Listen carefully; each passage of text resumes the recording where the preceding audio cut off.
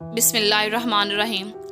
پہلے وقتوں میں کسی کو کوئی بھی حاجت درپیش ہوتی یا کوئی مشکل ہوتی تو وہ حاجت مند کوئی کام کرنے سے پہلے مشورہ لینے کے لیے کسی بزرگ کے پاس ضرور جاتا تھا۔ اسی طرح ایک غریب اپنی غربت کی شکایت لے کر حضرت شیخ سعدی کے پاس گیا اور کہنے لگا کہ میرے بچے زیادہ ہیں اور میری آمدنی کا کوئی ذریعہ نہیں ہے، اب مجھ میں فاقہ کی ہمت نہیں رہی۔ کئی مرتبہ خیال کرتا ہوں کہ یہاں سے کہیں اور چلا جاؤں، مگر یہاں سے چلا گیا تو میرے بعد یہ لوگ مجھ پر تانا زنی کریں گے کہ اپنی اولاد کے متعلق یہ کتنا بے مروت نکلا کہ اپنی سہولت اور آرام کے لیے اپنے بیوی بچوں کو تنگ دستی میں چھوڑ کر چلا گیا ہے۔ آپ ہی کوئی مشورہ دیں، آپ تو علم حساب کے ماہر ہیں، مجھے کسی بادشاہ کی نوکری میں دے دیں، آپ کا احسان ہوگا۔ حضرت شیخ سعدی نے اس سے کہا کہ بادشاہ کی نوکری کے دو رخ ہوتے ہیں، اول رزق کی امید اور دوم جان کا خطرہ۔ عقل مندوں کی رائے کے مطابق رزق کی امید پر جان کو خطرے میں نہ ڈالو۔ اس شخص نے کہا، اے شیخ، یہ میرے سوال کا جواب نہیں، آپ کو میرے دکھوں کا اندازہ نہیں ہے۔ جب میں خیانت نہیں کروں گا تو بادشاہ کیوں مجھ پر غصہ ہوگا؟ تو حضرت شیخ سعدی نے اسے ایک لومڑی کا قصہ بیان کیا کہ ایک لومڑی کو بھاگتے دیکھ کر لوگوں نے پوچھا کہ تجھے کیا مصیبت آن پڑی کہ تو اتنا دوڑ رہی ہے؟ تو اس نے کہا، میں نے سنا ہے کہ شیر کو بگاڑ میں پکڑ رہے ہیں۔ لوگوں نے کہا کہ تیری شیر سے کیا نسبت؟ لومڑی نے کہا کہ چپ رہو، اگر حاسدوں نے دشمنی میں کہہ دیا کہ یہ شیر کا بچہ ہے تو پھر میرا کیا بنے گا اور مجھے کون چرائے گا؟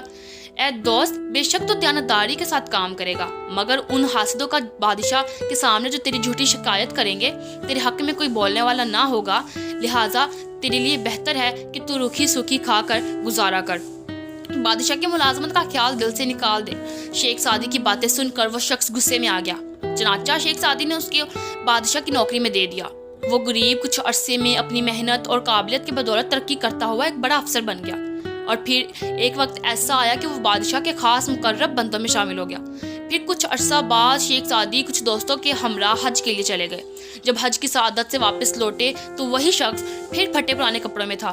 اس کی یہ حالت دیکھی تو شیخ سعدی نے حیرت کا اظہار کیا اور پوچھا کہ تیرے ساتھ یہ کیا ہوا ہے؟ تو اس نے کہا کہ آپ کا کہا سچ ثابت ہوا، میرے حاسدوں نے مجھ پر خیانت کا الزام لگایا اور بادشاہ نے صحیح معنوں میں تفتیش نہیں کروائی۔ میرے تمام رفقا اور درینہ ساتھی سچ بولنے سے ڈرتے تھے، لہٰذا خاموش رہے، تمام پرانے تعلقات کو نظر انداز کر دیا۔ لوگ بڑے آدمی کی تعریف کے لیے سینے پر ہاتھ باندھتے ہیں، اگر زمانہ اس بڑے آدمی کو گرا دے تو یہی لوگ اسے پاؤں تلے روند ڈالتے ہیں۔ حضرت شیخ سعدی نے اسے کہا کہ تو نے میرا مشورہ نہ مانا، اور میں نے تجھ سے نہیں کہا تھا کہ بادشاہوں کی نوکری دریا میں رہنے کے مترادف ہے جس میں بڑا خطرہ ہے، اور میرے کان میں نصیحت کی بات نہیں پہنچتی تو کیا تو نہیں جانتا کہ میرے پاؤں میں بیڑیاں پڑ سکتی ہیں؟ اگر تجھ میں دوسری مرتبہ ڈنگ کھانے کی سکت نہیں ہے تو بچھو کے بل میں کیوں انگلی ڈالتا ہے؟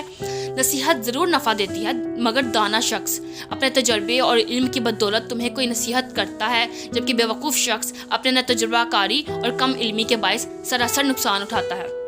دوستوں، میں امید کرتی ہوں کہ آپ کو یہ سٹوری بھی پسند آئی ہوگی۔ پلیز ہمارے چینل کو لائک، شیئر اور سبسکرائب لازمی کریں۔